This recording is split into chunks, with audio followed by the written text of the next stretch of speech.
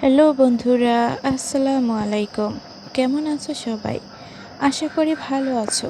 যারা আমার চ্যানেলের নতুন সদস্য আছো, প্লিজ সবাই আমার চ্যানেলটি সাবস্ক্রাইব করে আমার পাশে থেকো। তো চলো গল্প শুরু করি। গল্পের নাম হাতটা রেখো বাড়িয়ে, পর্ব সংখ্যা 11। রাত গভীর। আশেপাশের সবকটা বাড়ির বাতি নিভিয়ে ফেলা হয়েছে। বাইরের ঝিঝি পোকার ডাক ছাড়ার কোনো শব্দ নেই। ধারার ভীষণ অস্থির বোধ হচ্ছে। বিকেলে সেই যে শুদ্ধ ধারাকেই বাড়িতে ফিরিয়ে এনে রেখে গেছে, আর তার কোনো পাত্তা নেই। এমনকি ফেরার সময় পুরো রাস্তায় ধারার সাথে কোনো ধরনের কোনো কথাও বলেননি। সারাটা পথ গম্ভীর হয়ে থেকেছে। এত রাত হয়ে গেল, মানুষটা এখনো বাড়ি ফিরে এলো না।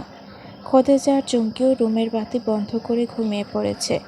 ধারা একবার ভাবল শাশুড়িকে ডেকে তুলে না হয় বলা যাক কথাটা। ভাবা মতো কাজ করবার জন্য অগ্রসর হতেই ধারা কাঠের সিঁড়িতে ঠক ঠক পায়ের আওয়াজ শুনতে পেল। দ্রুত গতিতে রুমে প্রবেশ করেই শুদ্ধ ধারার কাছে এসে কোনো ভালো মন্দ না বলেই সরাসরি বলে উঠল, ধারা, আপনি কোথায় ভর্তি হবেন না হবেন কিছু ঠিক করেছেন? ধারা সংকুচিত হয়ে ধীরে ধীরে বলল, বাবা তো কিছুই বলেননি, আমি আর পড়ব কি না। এখানে আপনার বাবার বলার কি আছে? আপনি পড়তে চান কি চান না সেটা বলুন। ধারা মাথা নিচু করে চুপ করে রইল। শুদ্ধ আশাহত হয়ে বিরক্তি মাখা গলায় বলে, ধারা, এইসব কি আমাকে একটু বোঝাতে পারেন? আপনার কোনো ধারণা আছে আপনি নিজের সাথে কি করছেন? আপনার কাণ্ড কারখানা দেখে আমি জাস্ট শকড হয়ে থাকি। আপনাকে যে যা বলে আপনি তাই করেন। আপনার নিজের কোনো আলাদা চিন্তা ভাবনা নেই, নিজের কোনো ইচ্ছে নেই, নিজের কোনো সিদ্ধান্তও নেই। সামনের জন উঠতে বললে উঠেন, আর বসতে বললে বলেন। আপনি একটা পসেসড বডির মতো হয়ে আছেন। শরীরটা তো আপনারই, কিন্তু এর ভেতরকার ইচ্ছা, ভাবনা, চলন শক্তি সব অন্যদের হাতে। আপনি সবাইকে এত কেন ভয় পান ধারা? তারা তো আপনার আপনজনই। কোনো ভুল হলে হয়তো আপনার উপর রাগ করবে, বকা দেবে, মেরে তো আর ফেলবে না। আপনি কেন এত আতঙ্কিত হয়ে নিজের সব কিছু অন্যদের উপর ছেড়ে দেন? ধারা একদম স্থির হয়ে দাঁড়িয়ে রইল। তার হাত পা ঠান্ডা হয়ে আসছে। ইচ্ছে করছে শুদ্ধর এই প্রশ্নবিদ্ধ নজর থেকে নিজেকে লুকিয়ে ফেলতে, যে প্রশ্নের আদৌ কোনো সুস্পষ্ট উত্তর ধারার কাছে নেই। নিজের নজরকে লুকাতেই আশেপাশে এলোমেলো দৃষ্টি ফেলে ধারা বারবার ডান হাত দিয়ে কপালের কার্নিশটা ঘষতে লাগলো। শুদ্ধ এই ব্যাপারটা আগেও অনেকবার লক্ষ্য করেছে। ধারা যখনই অতিরিক্ত নার্ভাস হয়ে যায়, সে তার হাত দিয়ে কপালের কার্নিশ ঘষতে থাকে। শুধু সেদিকে কিছুক্ষণ তাকিয়ে থেকে নরম স্বরে বলো, ধারা, এভাবে নিচে তাকিয়ে থাকবেন না, তাকান আমার দিকে, তাকান বলছি। ধারা ডোক গিলে আস্তে আস্তে তাকালো শুদ্ধর দিকে। শুদ্ধ দু হাত দিয়ে ধারার বাহু ধরে বলতে লাগলো, আপনার কোনো ধারণা নেই ধারা, আপনি নিজেই নিজের সাথে কত বড় অন্যায় করছেন। এভাবে শুধু সবার কথা মেনে চললে আপনার নিজের বলে কোনো ব্যক্তিত্ব থাকবে না। আপনি জানেন আপনার যে নিজের বলে কোনো সত্তা নেই, কোনো অস্তিত্ব নেই। আপনার দিকে তাকালে শুধু অনেকগুলো মানুষের ছায়া দেখতে পাই। পাই না শুধু একটা আমিকে দেখতে, একটা ধারাকে দেখতে। আপনি কোথায় ধারা? কোথায় আপনি? আমি আপনাকে দেখতে চাই, একটা ধারাকে দেখতে চাই। ধারার চোখ থেকে টপ করে এক বিন্দু জল গড়িয়ে পড়ল। শুধু সে জল হাত দিয়ে মুছে দিয়ে বলল, কাঁদবেন না ধারা, শুধু একটা কথা মনে রাখবেন, আপনি পাশ করুন বা ফেল করুন, ভালো করুন খারাপ করুন, আমি সবসময় আপনার সাথে আছি, সব সময়। ধারা কিছুটা আবেগপ্রবণ হয়ে শুদ্ধর দিকে তাকিয়ে রইল। এমনভাবে কখনো তো কেউ বলেনি তাকে। সবাই শুধু তার থেকে তার সেরাটাই চেয়েছে, এর থেকে কম সব অগ্রহণযোগ্য। কিছুক্ষণ পর ধারা একটু স্বাভাবিক হয়ে শুদ্ধকে বলল, আচ্ছা ধারা, আপনার রেজাল্ট তো মোটামুটি ভালোই ছিল, একটুর জন্যই A+ মিস হয়েছে। সায়েন্সের সাবজেক্টগুলোতে কম মার্কস পেয়েছেন আপনি। আপনি বেশি ভালো পারেন কোন সাবজেক্টগুলো? আমি বেশি ভালো পারি বাংলা। বাংলার গল্প, কবিতাগুলো আমার খুব ভালো লাগে। ইংরেজিও ভালো পারি। সায়েন্সের সাবজেক্টগুলো মোটামুটি পারি, কিন্তু ওগুলো আমার পড়তে ভালো লাগে না। হ্যাঁ বুঝেছি। ধারা, আমার কথাটা এবার মনোযোগ দিয়ে শুনুন। আমি এতক্ষণ আপনাকে নিয়েই ভেবেছি, সব খোঁজ খবর নিয়েছি। আপনি একটা কাজ কেন করেন না? আপনি এডমিশন টেস্ট দিন। ধারা ঝট করে শুদ্ধর দিকে তাকিয়ে বলল, এডমিশন টেস্ট মানে? ইউনিভার্সিটিতে? হুম। ধারার কথাটা হজম হলো না। ধারা গ্রামের মেয়ে, ইউনিভার্সিটি সম্পর্কে খুব একটা জ্ঞানও নেই তার। শুধু জানে এটা খুব একটা বড় কিছু, অনেক যোগ্যতার প্রয়োজন সেখানে পড়তে হলে। দেশের সেরাদের সাথে লড়াই করতে হয়। ধারা সাধারণ মেয়ে হয়ে এত কিভাবে পারবে? সম্ভবই না।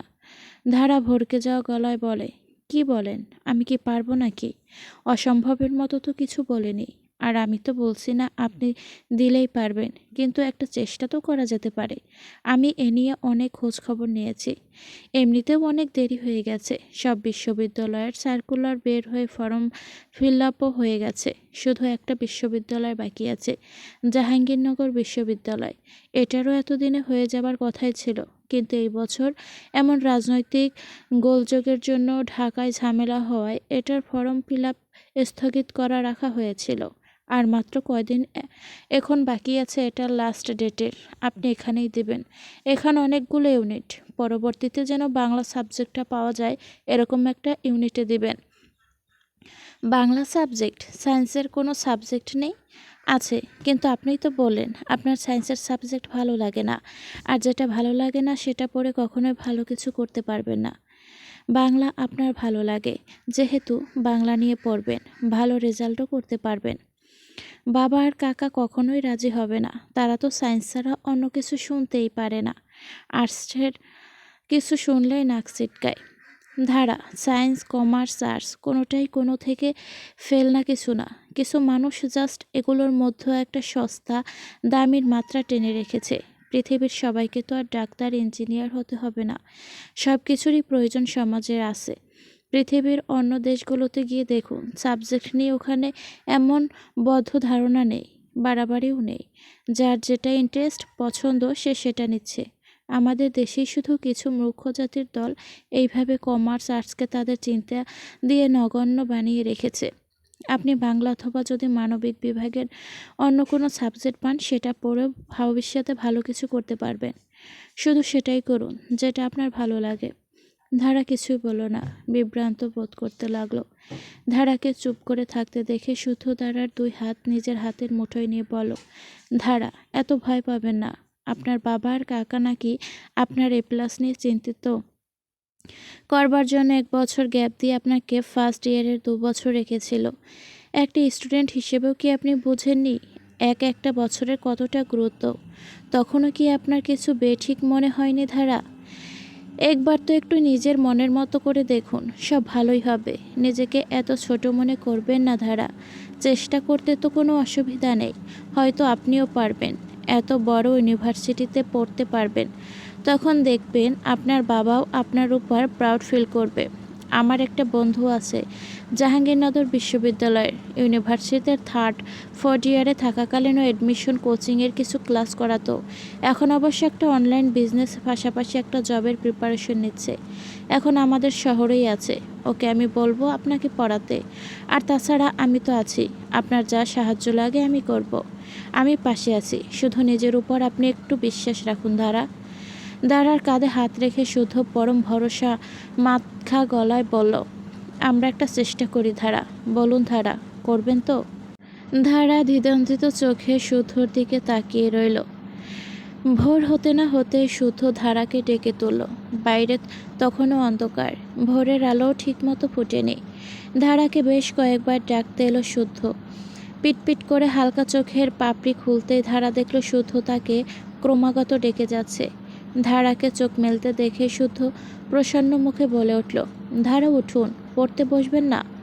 ধারা চোখ ডলতে ডলতে উঠে বসে বলল, এত সকালে? এখনও তো দেখি সকালও হয়নি ঠিক মতো।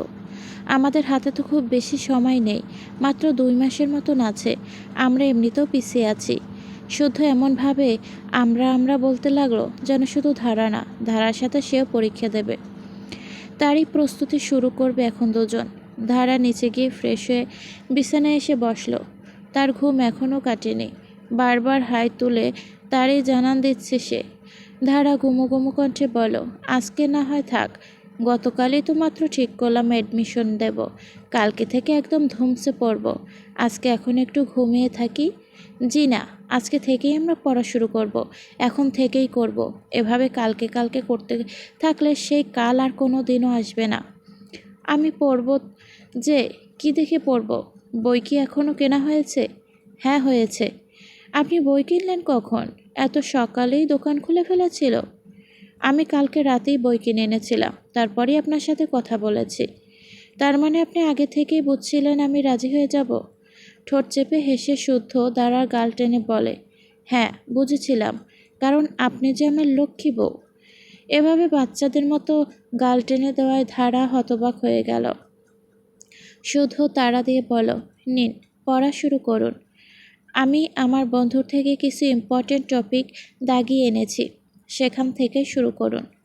ধারা সাধারণ জ্ঞানের একটা বই নিয়ে পড়া শুরু করলো, আর শুদ্ধ আরেকটা বই নিয়ে পড়া কম করার জন্য শুধু ইম্পর্টেন্টগুলো দাগিয়ে দিতে লাগলো। কিছুক্ষণ পর কিছু একটা ধারাকে বোঝানোর জন্য সামনে তাকাতেই দেখে ধারা বালিশের সাথে হেলান দিয়ে ঘুমে বেহুশ। আবারও ডেকে তুলে পড়তে বসালো শুদ্ধ। কিছুক্ষণ পড়ার পর আবারও একটু পরপরই ঘুমে জিমোতে লাগলো ধারা, আর তাকে ডেকে তুলতে তুলতে ক্লান্ত হলো শুদ্ধ। তবুও সেই একই অবস্থা।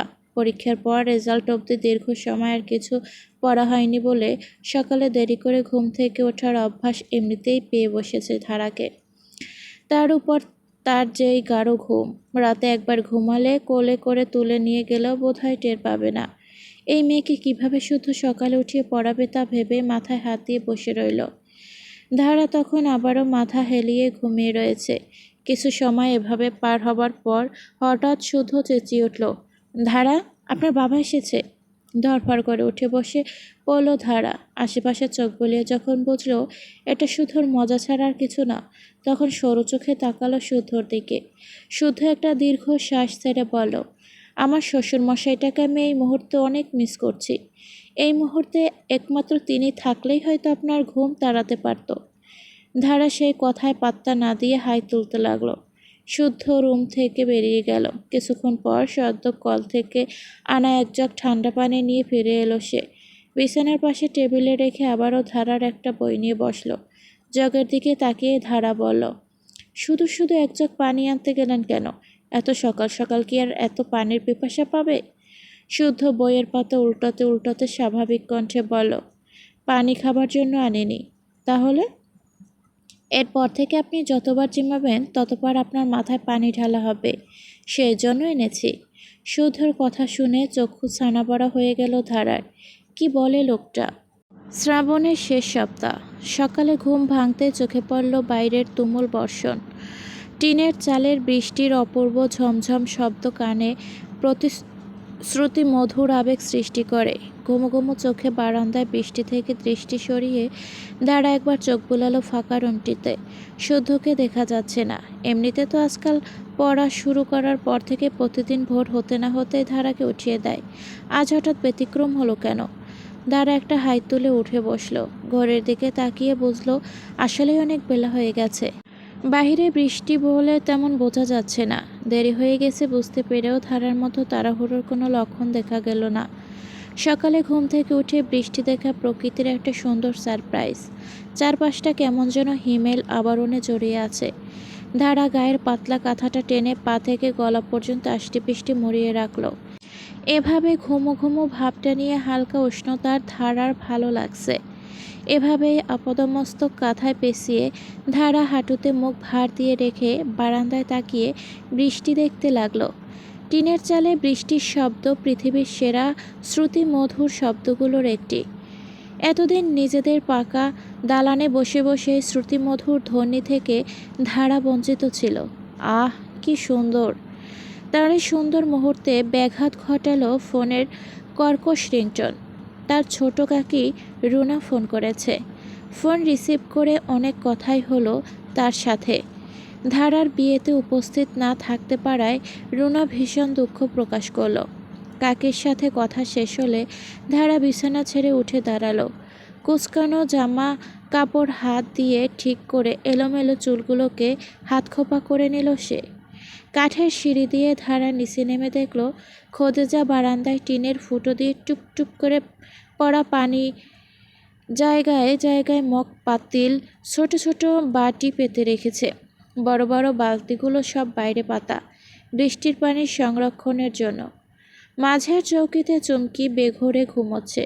শুদ্ধ একটা মোড়ার উপর পা তুলে চেয়ারে হেলান দিয়ে বসে বসে ল্যাপটপ চালাচ্ছে। খোদেজা মগ বাটিগুলো ঠিক ঠিক জায়গায় রাখতে রাখতে বলল, সেই রাত থেকে বৃষ্টি নামছে, তবুও এতক্ষণে একটু জোরও কমে নাই। আজকে মনে হয় সারাদিনই বৃষ্টি থাকবো রে মাহতাব। ঘর দুয়ার বৃষ্টিতে সব ভাইসা যাইব মনে হইতাছে। শুধু ল্যাপটপের থেকে দৃষ্টি না সরিয়ে বলো, ভেসে গেলে যাবে আম্মা। আমরা একটা কলা গাছের ভেলা বানিয়ে ভাসতে ভাসতে ঘুরব। খোদেজা কপট রাগ দেখিয়ে বলো, ফাইজলামো করিস না তো। মায়ের দিকে তাকিয়ে শুদ্ধ হাসতে লাগলো। স্বভাবতই তার গাল ডেবে গেল। প্রতিবারের মতোই একটা ধাক্কা খেল ধারা। ছেলেদের গালের টোলো যে এত সুন্দর হয় তা শুদ্ধকে না দেখলে বোঝাই সম্ভব না। কাঠের সিঁড়িতে ধারাকে অমন থম মেরে দাঁড়িয়ে থাকতে দেখে খোদেজা বলো, বউ ওইখানে দাঁড়াইয়াছোস কেন? আসো, নিচে আসো। ধারা নিচে নেমে এলে খোদেজা বলল, তুমি তো মনে হয় এখনও মুখ ধোও নাই। এই বৃষ্টির ভিতরে আর কলপারে যাবা কেমনে? একটা কাজ করো, দরজার সামনে পাতা বালতি থেকে বৃষ্টির পানি দিয়ে মুখ ধুইয়া ফেলো। খোদেজার কথা মতোই করলো ধারা।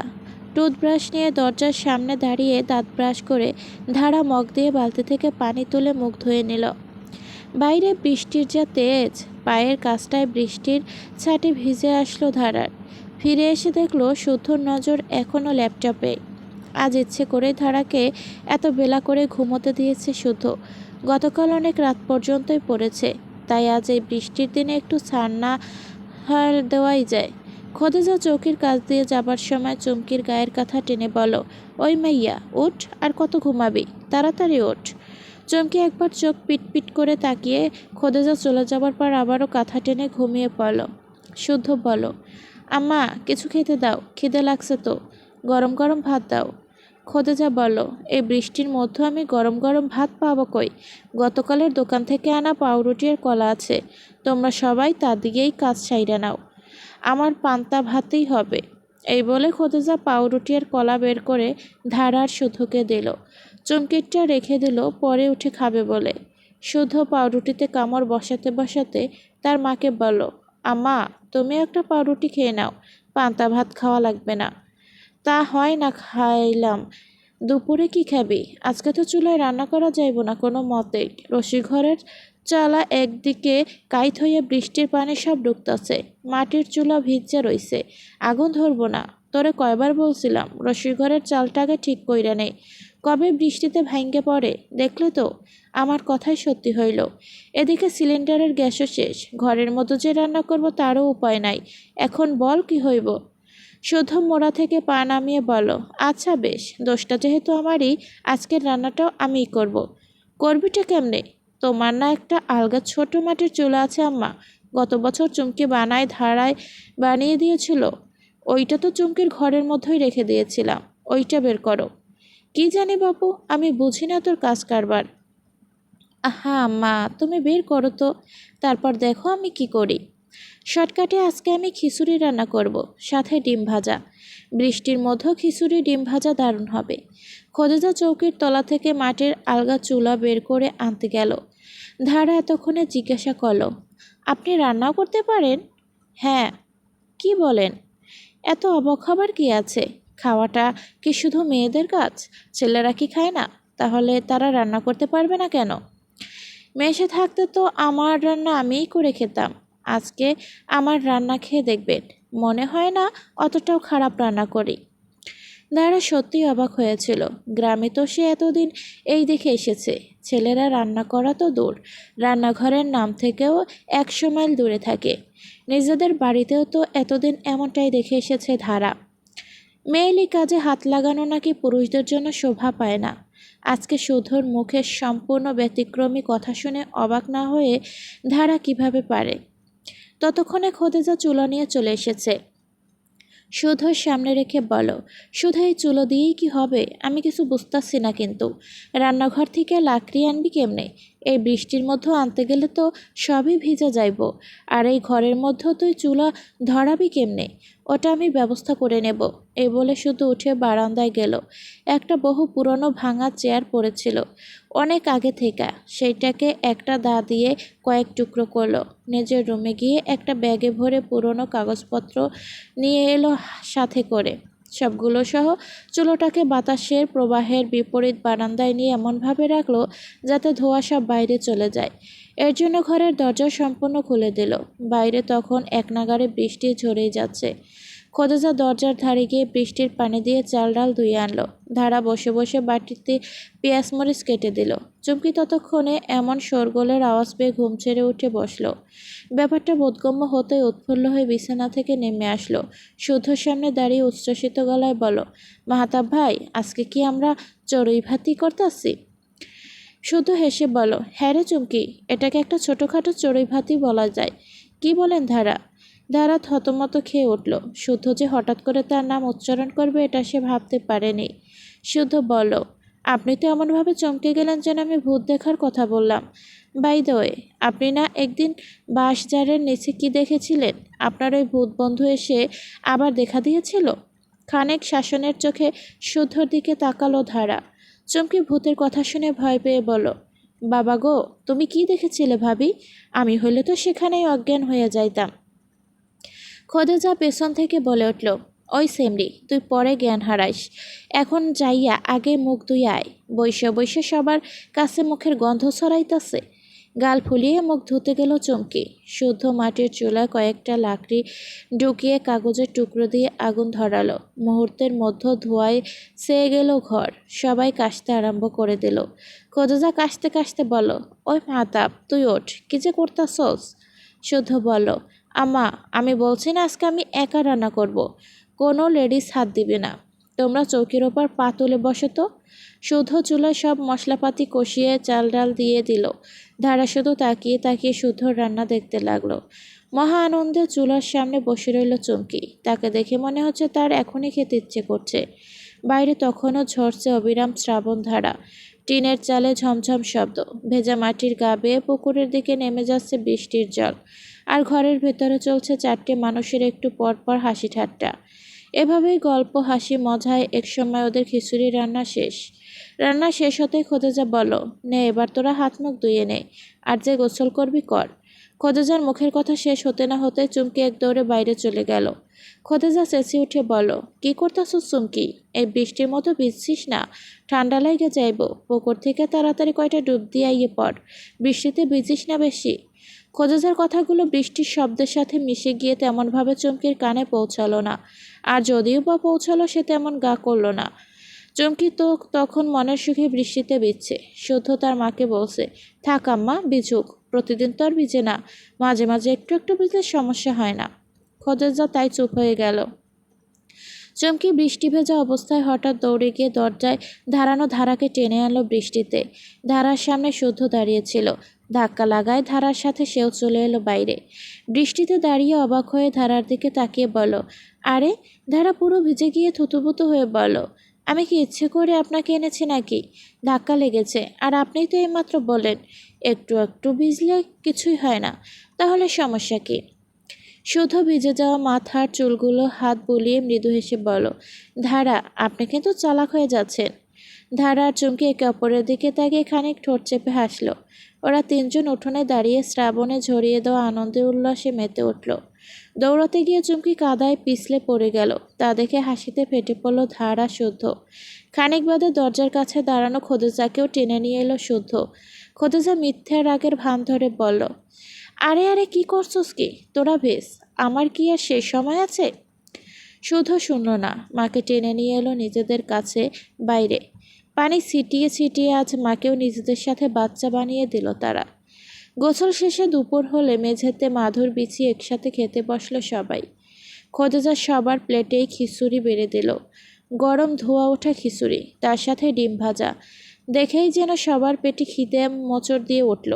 চুমকি হঠাৎ বাত সাধল, সে হাত দিয়ে খাবে না, তার ভালো লাগছে না, তাকে খাইয়ে দিতে হবে।